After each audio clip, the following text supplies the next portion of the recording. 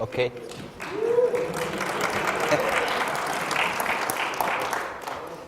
So thanks a lot. Actually, you can wait for the applause for another couple of seconds.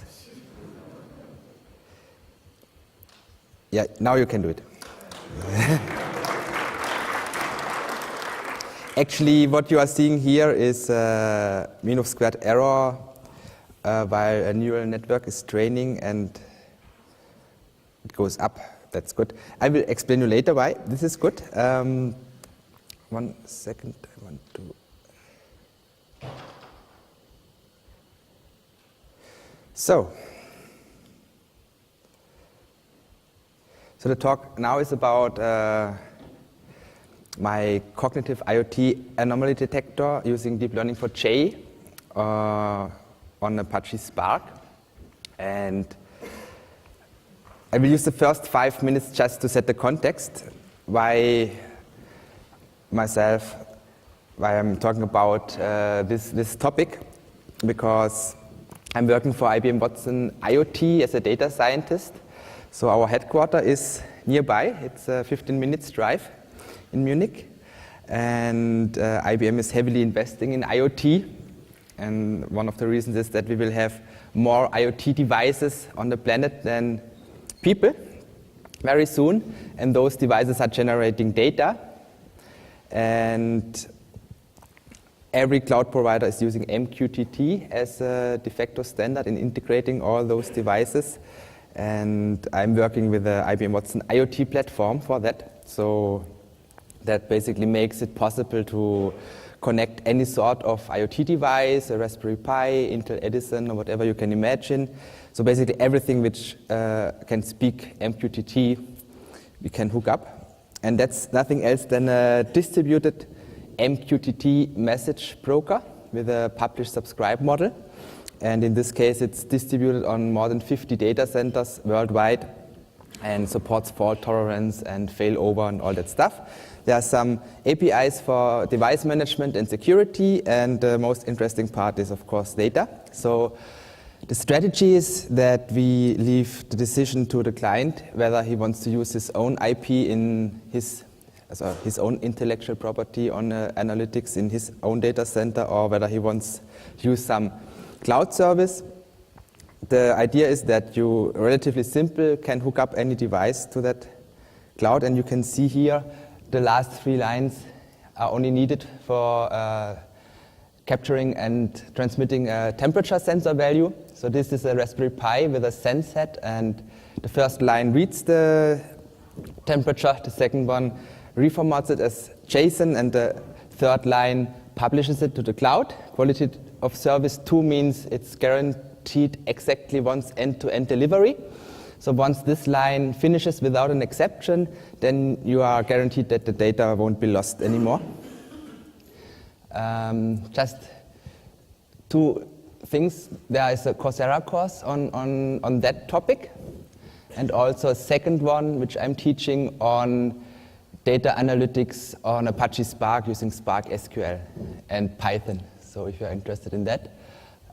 So we stop with principal component analysis and dimension reduction in that course. And the next course, which we are planning, is about advanced machine learning for time series analytics on Spark. And the third one about artificial intelligence methods for those type of data. And that's basically what I'm talking about today. So I've talked about the central nervous system of IoT, but now I want to talk about the brain.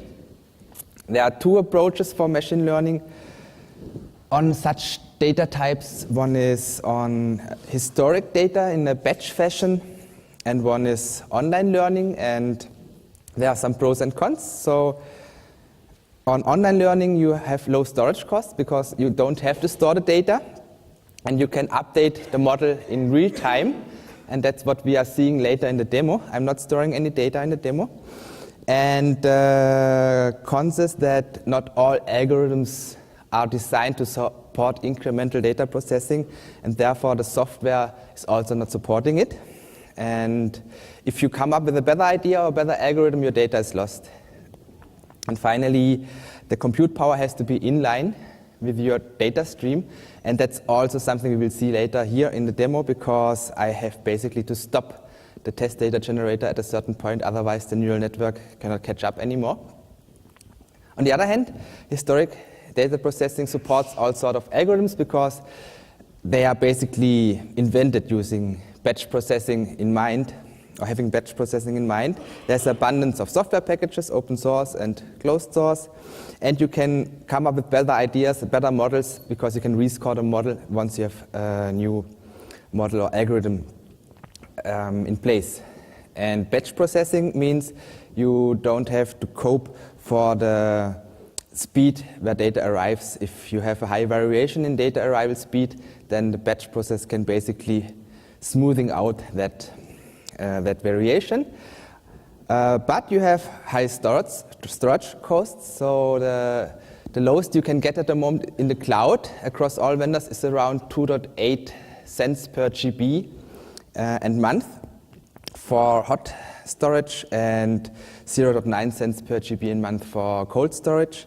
And another con is that your model is not always up to date. Only after the batch process has finished, it's up to date. That's, who knows what this is? Tell it, yeah? Yeah, so this is ARIMA, Autoregressive Integrated Moving Average. That's one of the state-of-the-art time series forecasting models. And now we are in transition to deep learning. So here are the Google trend charts for 3 terms. I think they speak for themselves. And now I will do a fast-track introduction to neural networks. So who of you doesn't know how an artificial neural network works? At least some. So the most know. So I will make this really fast. So you have here an example of a neural network accepting 3 dimensions or 3 columns of data. You have a hidden layer, and you have 2 output neurons. So that could be used for binary classification, for example. And that's the topology of one single neuron. What it basically has is it has input x1 to xn. Those are coming either from the data set, if it's the input layer. So if that neuron sits in the input layer, x1 to xn are the dimensions of the data set. Or if the neural network is in a hidden layer or in the output layer, then those are the outputs from the upstream neurons. So they are weighted by multiplying them to a weight, and then they are summed up.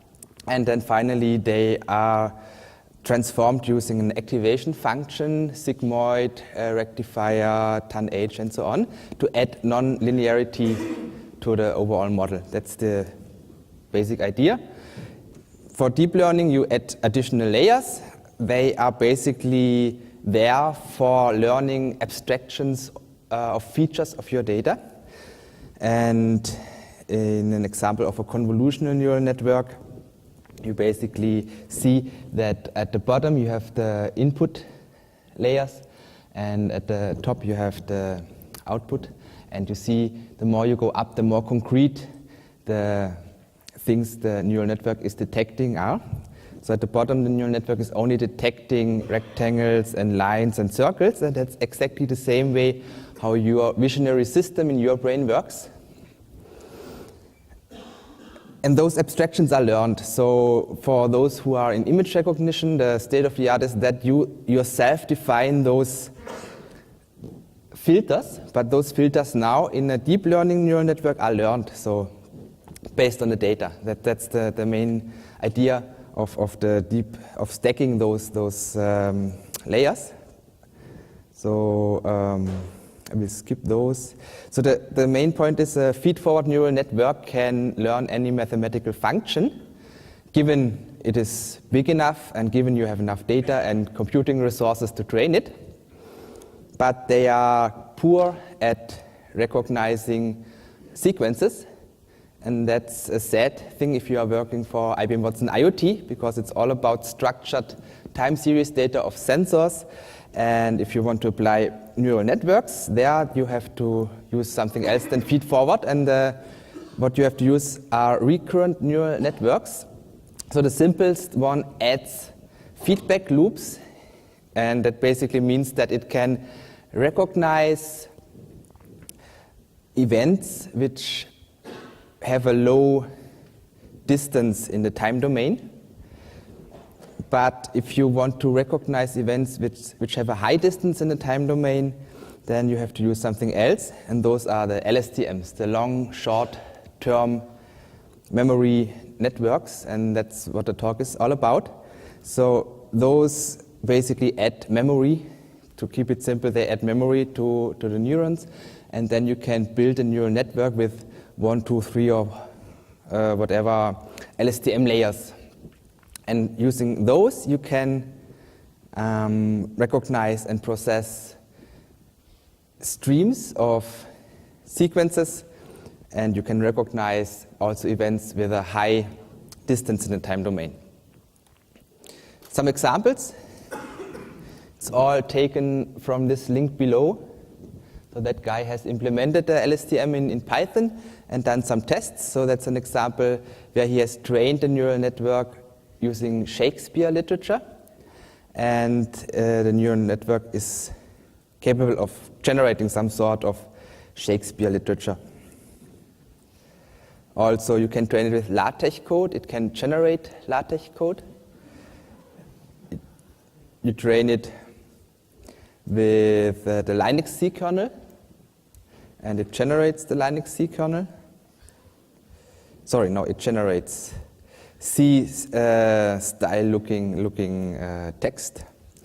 That's only here for your reference. That's a sound sample of a neural network of sound which a neural network has created. I will skip that because it sounds terrible. And now I'm closing the loop to IoT and my work. So there are publications where those LSTM networks are outperforming all the classical state-of-the-art algorithms for anomaly detection. So here in this is taken from the publication.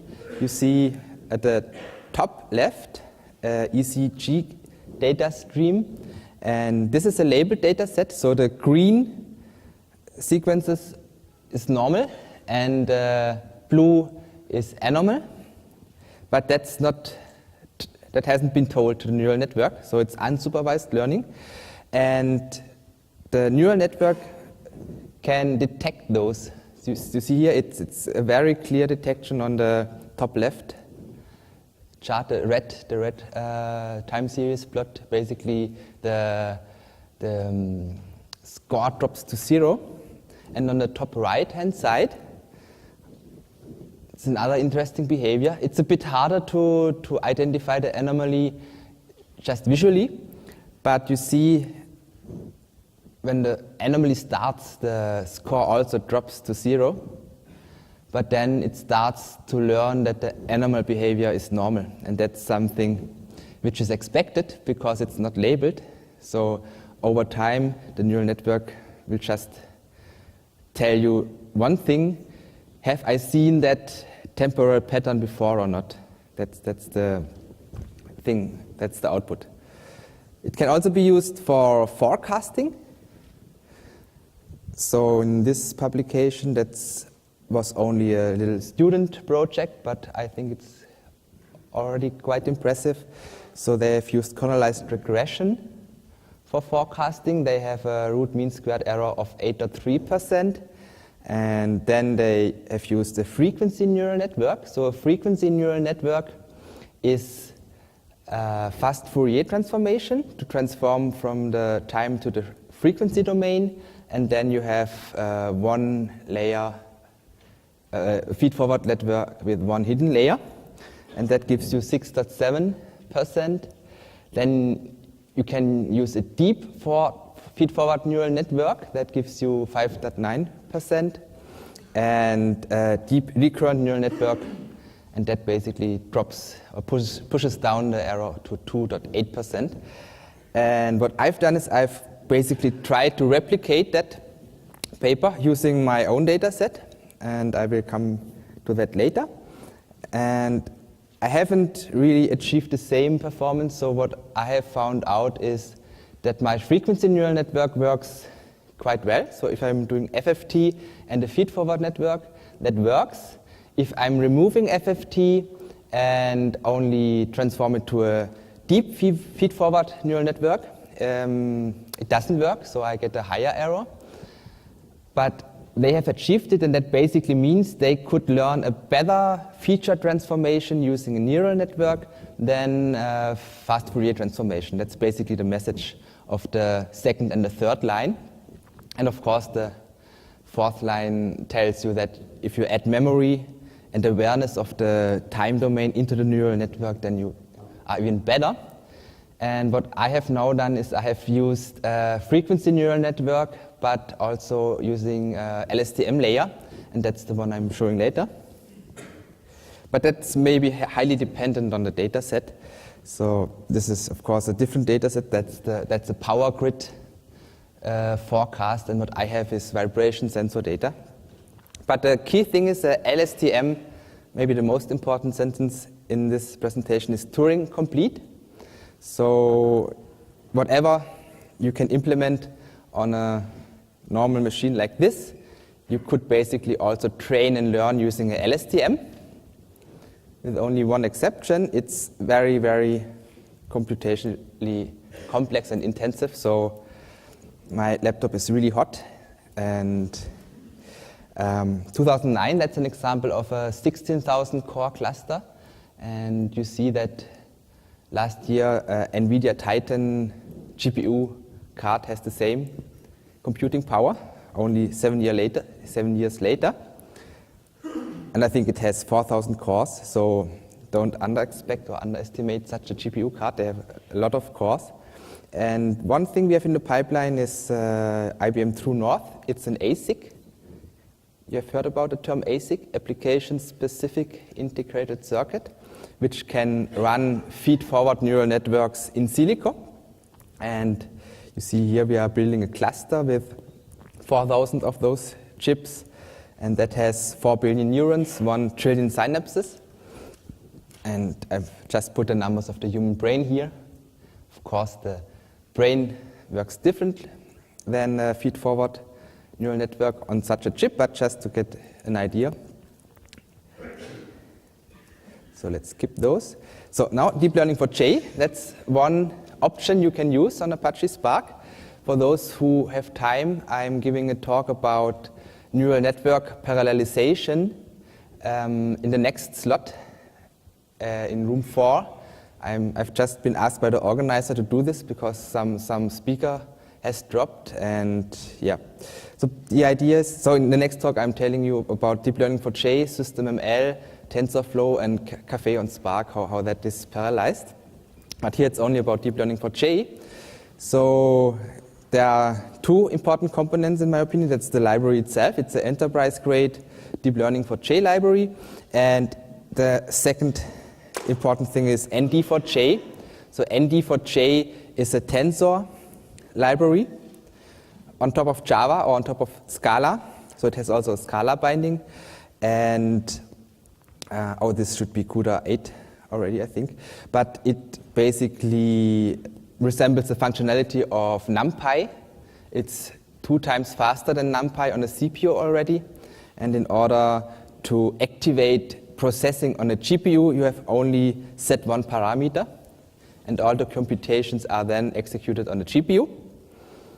And it can be parallelized on Spark very easily. So that's the way how to do this. So you have a multi-layer network object, which takes the configuration object as parameter, and the configuration object is basically the topology of the neural network. I will show the code in just a couple of minutes.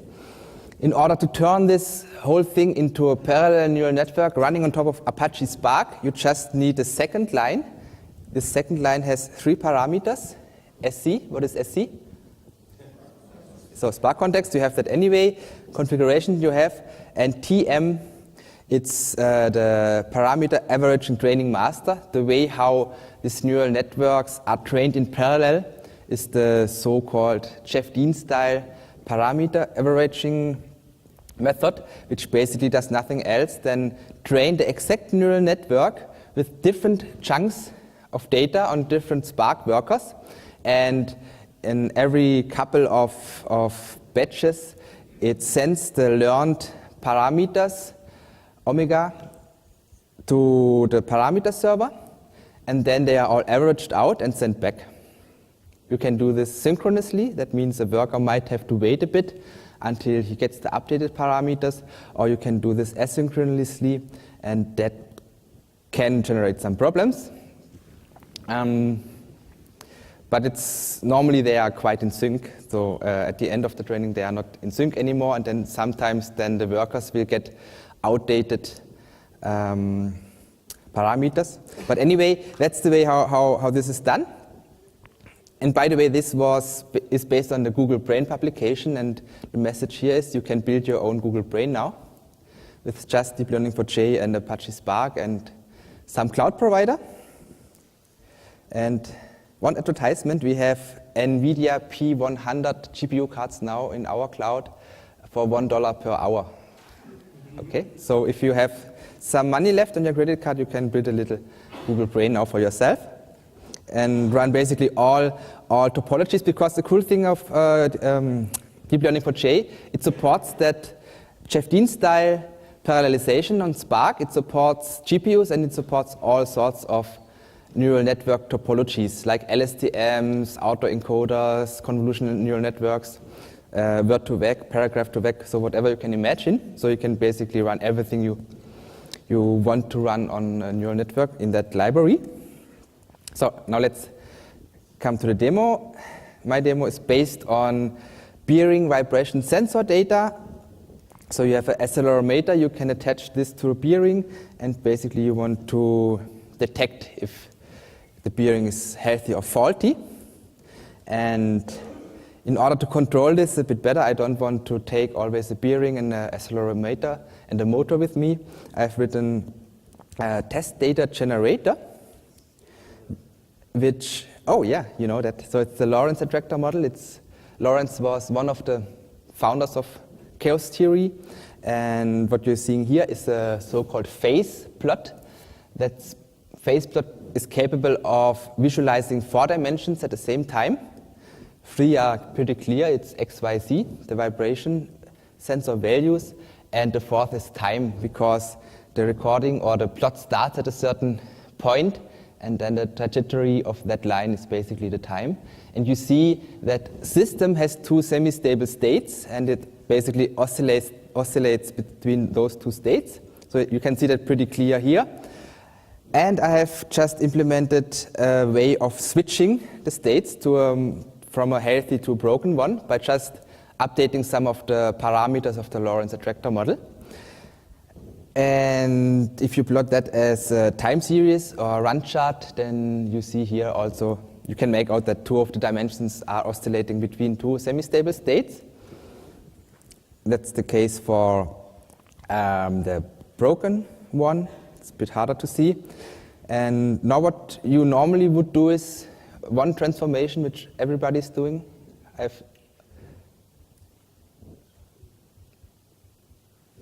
FFT, no? Fast Fourier transformation from time to frequency in the healthy state. So those is the spectrum of the vibration. So you completely lose the time domain here. And also here, that's the broken one. More frequencies present, more energy. So now I want to create an anomaly detector. And the way I'm doing that here is I'm using an autoencoder. So I will just briefly explain an autoencoder. The idea is you have at the input and on the output side, you have as many neurons as you have dimensions in your data set. And I'm using fast Fourier transformation as a pre-processing step for 3,000 samples, and that gives me 3,000 frequency bands. Actually 6,000, because fast Fourier transformation gives me 3,000 frequency bands for the sine frequency and 3,000 for the cosine, but I'm just ignoring the cosine. No, sorry, I'm not ignoring them. I have 6,000 input neurons later in my demo. But the thing is, you show the neural network the same data on the left and on the right-hand side, and you train it. And what the neural network then does is it tries to reconstruct the things it's seeing on the left-hand side, on the right-hand side. But you see in the middle there's a bottleneck. There are only 2 neurons. That means it will have a hard time to reconstruct, and in order to achieve this anyway, it will just get rid of all error and irrelevant data. And that's nothing else than a non-linear dimension reduction. So PCA, principal component analysis, is also a way of dimension reduction, but it's linear. Since the neural network is learning nonlinear functions, this deep autoencoder is learning nonlinear dimension reduction, in my case from 6,000 to 2, and then it decodes the same from 2 to 6,000 again. Okay, so let's start the demo. I've written up a little test data generator here. This is based on Node-RED. That's something IBM open sourced recently. It's a data flow engine and editor implemented on top of Node.js. We have donated that to the JavaScript Foundation. So what I'm doing here, so that's all about the Lorentz attractor, only those 3 lines. And basically what it does, it just updates the value of x, y, z in every iteration based on past values. And then I'm storing those again, and then I'm emitting them. So this looks like this. So I'm sampling now at 100 hertz, 100 times per second. And that's basically something you would do on a bearing as well, maybe even more, because there's another theorem which tells you if you want to detect the frequency of a certain frequency, you have to sample with a double of the frequency. So you might even want to push it to whatever, 40,000 hertz or something. But I don't want to screw up here everything, so it's only 100 hertz. And now let's actually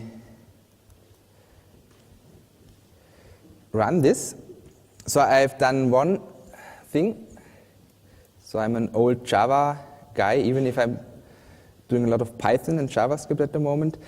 I've written a connector class. This can be used, so I'm open sourcing this stuff in a while, but I have to clean it up a bit. So there's one connector class. This is specific to the IBM Watson IoT platform, but with the same number of lines, you can write up a connector class for any MQTT data source, or whatever data source you have in mind. So that is just getting the data from the Watson IoT platform. And that's the anomaly detector. And that's basically relatively simple. So as I told you, you have a multi-layer configuration object. And then you define the topology of your neural network. So the first one, oh, that's the wrong tab. Give me 1 second, please. This one, sorry, this one. Okay, so window size is a parameter to the neural network. That's, in this case, 6,000, because I have 6,000 input neurons. And my first layer is a LSTM layer. That's defined here. And the second layer is an autoencoder. So you could either use a normal feed-forward layer and just set the output neurons to 2, or you can use that variational autoencoder, which is an extension or better version of an autoencoder, but I don't have time to tell you about that, but just Google for that. And at the end, I have an output layer. So that's the topology of the neural network. I have here the net configuration and a way to pass data to the net. And what I'm doing here, you always train a neural network with the same data multiple times. And in addition, you reduce the learning rate. So that's the way they perform better. And now I'm calling fit, and fit basically updates the parameter set omega. And you see here XYZ, XYZ. I'm showing the neural network the same data on the left and on the right-hand side. And after that 1,000 epochs, I'm just scoring once and seeing how it performs, okay? So now let's run this. I'm stopping now, so the neural network is reset and I'm restarting. So I'm starting with an untrained neural network, which is based on one LSTM layer, one autoencoder layer, and one output layer. And now I'm actually sending 3,000 samples downstream. So I'm having here an output every 100. So that's 30 seconds worth of data. So I'm basically filling a buffer or a so-called tumbling window. So in stream processing, you always talk about windows. You are always executing your functions on top of windows. They can be sliding or tumbling, and they can be time-based or element count-based. And this one is an example of an element count-based tumbling window. So it will tumble every 3,000 samples. So now it's full, and now it starts to train. And that's the thing which makes you happy. Whenever you see the root of the mean squared of errors going down, then you are already good. And it's going down relatively fast. And it's not that easy to come up with a topology and parameters that it converges. So this one converges to around 100, but I'm only training it for 1,000 epochs.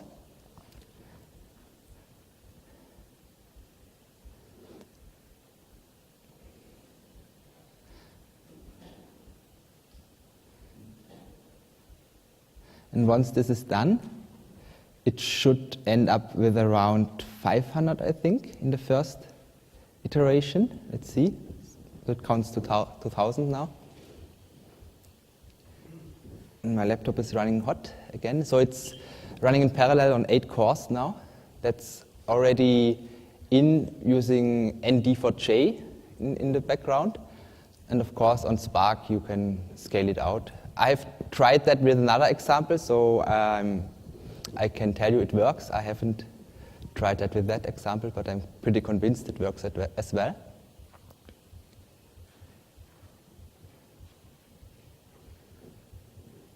Yeah, you see it stops around 245.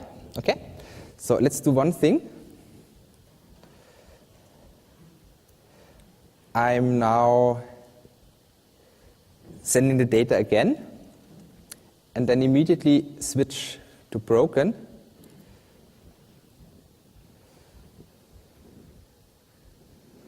Of course, now this data set contains a fraction of healthy data, because already I have sent a couple of 100 tuples before I switch to broken, but it should contain a fraction of broken data. And let's see how the root of the mean squared of errors behaves then. It should be higher than 248 now, because if I would have sent the same data again, it would have decreased further. So let's see. Now I'm nervous.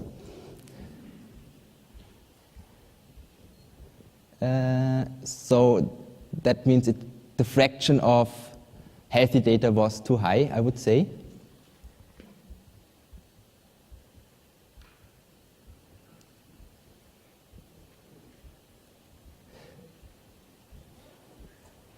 Yeah, it's a bit hard to give the neural network the correct amount of data in an online streaming session, but only 3 minutes left. I have a recording of that from a meetup yesterday. It's on my YouTube channel, and there it was working. So it's really the amount of correct data you can feed in. Yeah.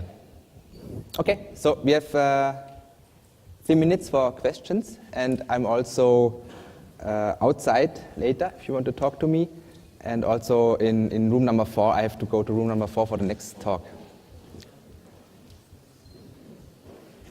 Yeah? Just to clarify what exactly your network does, so you use as the input, you use the frequencies from that. Yes. What's the output of your neural network? The same. So the output is the same. The output is a reconstruction, and I'm measuring the reconstruction error. For data which I've already seen, the reconstruction error is low. For data I haven't seen so far, the reconstruction error is high. That's the autoencoder concept. Okay. It's not my invention, no, it has been published before.